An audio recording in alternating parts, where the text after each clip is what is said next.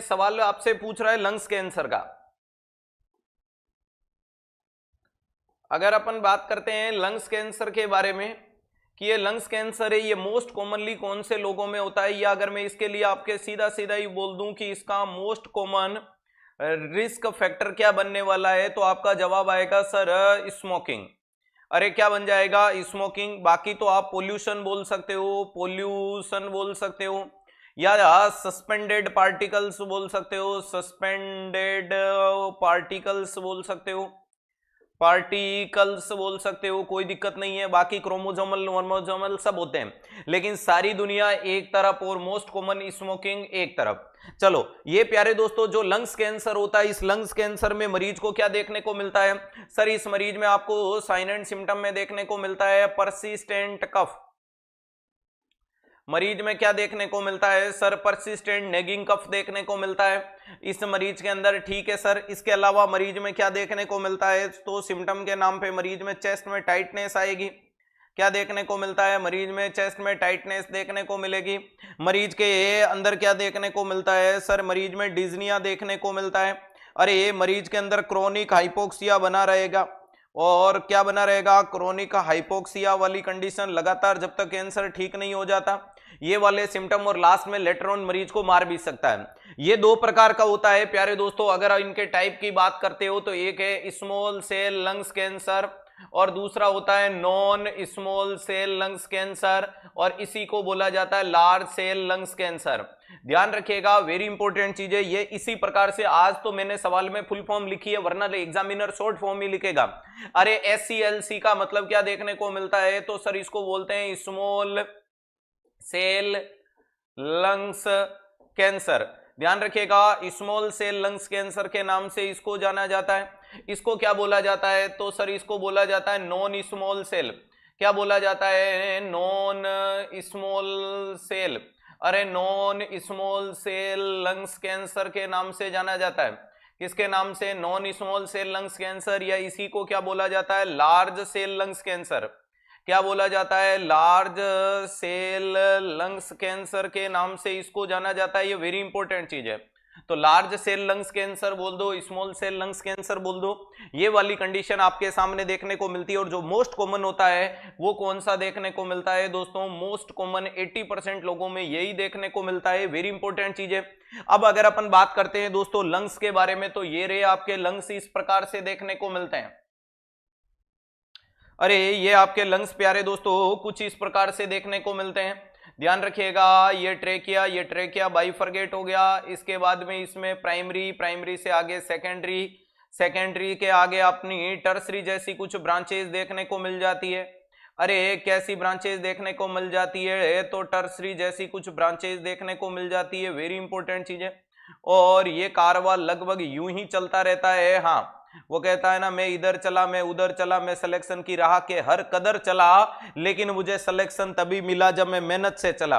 Very important चीज है कि अगर प्यारे दोस्तों मैं बात करने की कोशिश करूं लंग्स के लोब कितने होते हैं, अरे लंग्स के पैटर्न लंग्स कितने हैं, तो ध्यान रखिएगा लंग्स दो हैं। एक है राइट वाला, अरे राइट साइडेड लंग्स, और दूसरा कौन सा होता है? Left sided lungs. एक लंग्स में प्यारे दोस्तों ध्यान रखिएगा, अगर अपन बात करते हैं कि राइट में 3 लोब पाए जाते हैं। अरे राइट में कितने लोब पाए जाते हैं? तो आपका जवाब आएगा सर इसमें 3 लोब देखने को मिलते हैं। वेरी इंपॉर्टेंट चीज है ये राइट अपर लोब, ये आपके सामने राइट मिडल लोब देखने को मिलता है, और याद रखिएगा ये आपके सामने राइट लोअर लोब देखने को मिल गया। वहीं पे ये एक साइड वाला देखने को मिल जाएगा कुछ इस प्रकार से, और इसके ऊपर अगर आपने बना दिया तो ये लो। अगर मैं बात करता हूं इनके नामकरण की, तो ये राइट अपर लोब कहलाएगा, ये राइट मिडल लोब कहलाएगा, और ये राइट लोअर लोब कहलाएगा। वहीं पे ये लेफ्ट अपर लोब कहलाएगा, और ये लेफ्ट लोअर लोब कहलाएगा। यहां तक किसी भी बच्चे को दिक्कत नहीं होगी। ठीक है प्यारे दोस्तों, राइट हैंड साइड के लंग्स के अंदर लगभग 10 सेगमेंट होते हैं। अरे इसमें कितने सेगमेंट होते हैं? 10 सेगमेंट देखने को मिलते हैं। वेरी इंपॉर्टेंट चीज है, ध्यान देने योग्य बात ये रहेगी। और वहीं पे लेफ्ट वाले में कितने सेगमेंट होते हैं? तो 8 सेगमेंट देखने को मिलते हैं। 8 क्या देखने को मिलते हैं? सेगमेंट देखने को मिलते हैं। वेरी इंपॉर्टेंट चीज है। अब अगर 8 सेगमेंट का मतलब यहां देखिएगा, एक सेगमेंट, दूसरा सेगमेंट, तीसरा, चौथा, अरे ये 5 इसमें आ गए, ये 3 इसके अंदर बना दो, कोई दिक्कत नहीं, और लास्ट वाले में 2 बना दो। ये इस प्रकार से आपके देखने को मिलता है। तो एग्जामिनर स्पेसिफिक उस पार्ट पे पंच मारता है कि जिस कंडीशन का इन्वॉल्वमेंट है उसके अनुसार अपन क्या करेंगे इसका सर्जरी। लंग्स कैंसर के मरीज में मोस्ट कॉमन जो आपको कॉम्प्लिकेशन आएगा वो बार बार आएगा कि मरीज में प्लूरल इफ्यूजन हो रहा है। अरे मरीज में बार बार एक कंडीशन देखने को मिलती है और वो क्या देखने को मिलती है दोस्तों, तो उसको क्या बोला जाता है सर, उसमें बार बार रिपीटेडली टाइम प्लूरल इफ्यूजन। इस मरीज में क्या देखने को मिलता है, रिपीटेडली क्या देखने को मिलता है, तो याद रखिएगा प्लूरल इफ्यूजन क्या देखने को मिलता है इस मरीज में, रिपीटेड टाइम क्या देखने को मिलता है, तो ध्यान रखिएगा सर प्लूरल इफ्यूजन देखने को मिलता है। अब इस प्लूरल इफ्यूजन के अंदर अपन बार बार तो मरीज को थोरासेंटेसिस करते हैं, बार बार प्लूरल इफ्यूजन के ट्रीटमेंट के लिए अपन इस मरीज में क्या करेंगे, तो सर करते हैं थोरासेंटेसिस। थोरासेंटेसिस का मतलब होता है सेंटेसिस, ध्यान रखिएगा थोरासेंटेसिस का मतलब प्यारे दोस्तों प्लूरल इफ्यूजन जो बार बार हो रहा है उसको अंदर भरे हुए फ्लूइड को निकालो, लेकिन एक लिमिटेशन के बाद इतना ज्यादा फ्लूइड इकट्ठा होना शुरू हो जाता है तो अपन एक प्लान करते हैं और उस प्लान का प्रोसीजर का नाम होता है फ्लूरोडेसिस। प्रोसीजर का नाम क्या देखने को मिलता है, बहुत अच्छे से ध्यान रखिएगा, उसे बोलते हैं फ्लूरोडेसिस। फ्लूरोडेसिस का मतलब होता है कि एधेर द प्लूरल कैविटी, अरे क्या कर दो, एधेर द प्लूरल कैविटी, जो आपकी प्लूरल कैविटी देखने को मिलती है। अरे ध्यान रखिएगा जो आपके सामने प्लूरल कैविटी देखने को मिलती है प्यारे दोस्तों, अरे जो आपके सामने प्लूरल कैविटी देखने को मिलती है उस प्लूरल कैविटी को आप क्या कर दो, चिपका दो।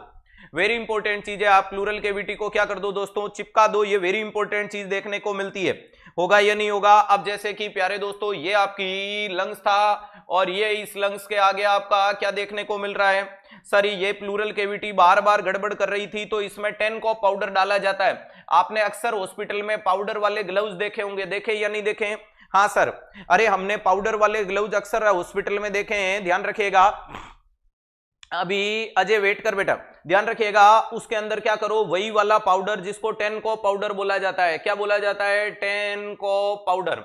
प्यारे दोस्तों इसके अंदर 10 कॉप पाउडर डाल के अपन अगर इस प्लूरल कैविटी को चिपका देंगे तो इसमें फ्लूइड नहीं भरेगा।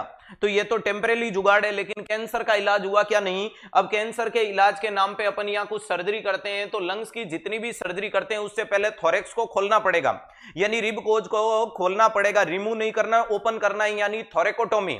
अरे ये सब के अंदर एक कॉमन लाइन आपको लिखनी पड़ेगी, उसका नाम क्या है, थोरेकोटोमी। ध्यान रखिएगा थोरेकोटोमी के साथ मरीज में क्या कर सकते हो, तो ध्यान रखिएगा थोरेकोटोमी के साथ मरीज में कर सकते हो सेगमेक्टमी, ध्यान रखिएगा, यानी रिमूवल ऑफ सेगमेंट। इसके साथ आप प्यारे दोस्तों क्या कर सकते हो, लोबेक्टमी कर सकते हो, लोबेक्टमी, ध्यान रखिएगा लोबेक्टमी का मतलब रिमूवल ऑफ लोब, या इसके साथ आप क्या कर सकते हो प्यारे दोस्तों, न्यूमोनेक्टमी। ध्यान रखिएगा न्यूमोनेक्टमी का मतलब होता है रिमूवल ऑफ एंटायर लंग्स, पूछा हुआ सवाल है, इसका मतलब क्या देखने को मिलता है, रिमूवल ऑफ एंटायर लंग।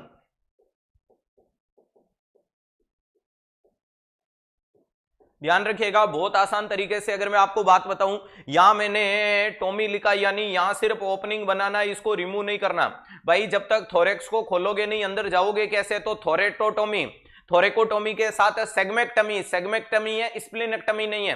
सेगमेक्टमी का मतलब रिमूवल ऑफ सेगमेंट। दूसरा लोबेक्टमी का मतलब लोब है तो लोब निकालो, और नहीं तो पूरा लंग्स निकालो। तो वेरी इंपॉर्टेंट चीज है, ये पूरा लंग्स भी निकाल दिया जाता है। और इस कंडीशन में आपको मरीज को इस प्रकार से दी जाने वाली जानकारी बहुत कॉमन आपको पुराने सवालों में मिल जाएगा। What do you mean by pneumonectomy, तो न्यूमोनेक्टमी का मतलब होता है रिमूवल ऑफ एंटायर लंग्स, पूरे के पूरे लंग्स को निकाल देना क्या कहलाता है, न्यूमोनेक्टमी कहलाता है। दैट्स क्लियर, चलेगा। ये वेरी वेरी इंपॉर्टेंट चीज देखने को मिलती है। Lungs cancer prevention is better than cure, और प्रिवेंशन करने के लिए मरीज को क्या सजेस्ट करो, स्मोकिंग वगैरह से दूर रहें, अपने लंग्स को हेल्थी बनाएं, अपने आप को मेडिटेशन में इन्वॉल्व करके दिखाएं, अपने अंदर एक नई जीवन का उजागर करें।